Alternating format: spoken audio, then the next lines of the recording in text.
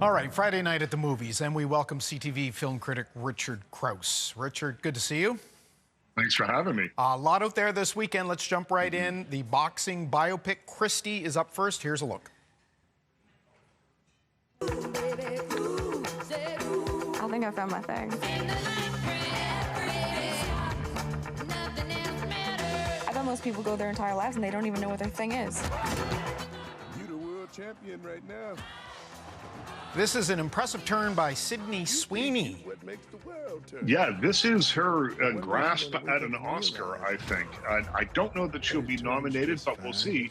But this is certainly the best work of her career. She plays Christy Martin, who was the first kind of superstar female boxer, the first female boxer to be on the cover of Sports Illustrated. And the thing about this movie is that it really displays that her biggest battles weren't in the ring. They were outside the ring as she tried to deal with an abusive husband, played here by Ben Foster. And like all sports movies, this isn't about the big boxing match at the end or the big, fight scene at the end. This is all about the journey. And the journey here is a little rocky. It feels a little bit overlong. It feels a bit predictable.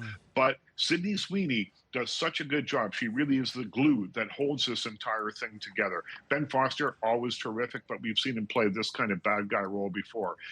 Sydney Sweeney is the reason to see Christie, which is in theaters right now. Okay, and that might be reason enough, right? Next is a star-studded take on Nazi trials. This is Nuremberg. Justice Jackson? They captured Herman Goring alive. What are they going to do with him? All right, a couple of Oscar winners going head-to-head here, and that seems to be the most interesting part of this movie, am I right? Yeah, this is Rami Malek and Russell Crowe. Rami Malek is playing a U.S. Army psychiatrist who is brought in to assess the suitability of these Nazis that they have arrested after World War II to stand trial in the first military tribunal, international military tribunal. Russell Crowe plays Herman Goring, and it is in those scenes together that the movie kind of shines. It's two giant intellects playing a cat and mouse game. The power dynamic shifts back and forth between the two of them. And when they're on screen together, the movie works. But like the last movie, the movie that surrounds it doesn't quite hold up to the performances. It's a little bit melodramatic. It's a little bit old-fashioned feeling. But you've also got Michael Shannon in here, who's a terrific actor. So good performances all around, and a slightly different take on Nuremberg than we've seen before. But really, it's at its best when these two actors are sparring. Because this is not necessarily about the trial itself, but in the days leading up to it. Yeah, it ends just as the trials begin. All right. And so what you have is just a look at all the stuff that happened before the trials. And we've seen the trials dramatized a few times now on movies and television. Yeah. Okay, next, Jennifer Lawrence, Robert Pattinson. Boy, they're a good-looking couple. But there's trouble in paradise and Die, My Love.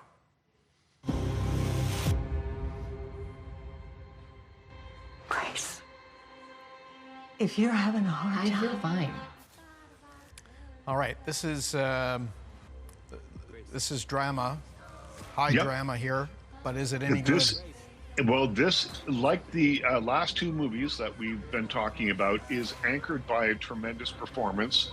In this case, it's Jennifer Lawrence playing a woman who is the girlfriend of Robert Pattinson's character. They decide to leave the big city and move to the country and make a new life for themselves there. They have a small child, and then she has a breakdown.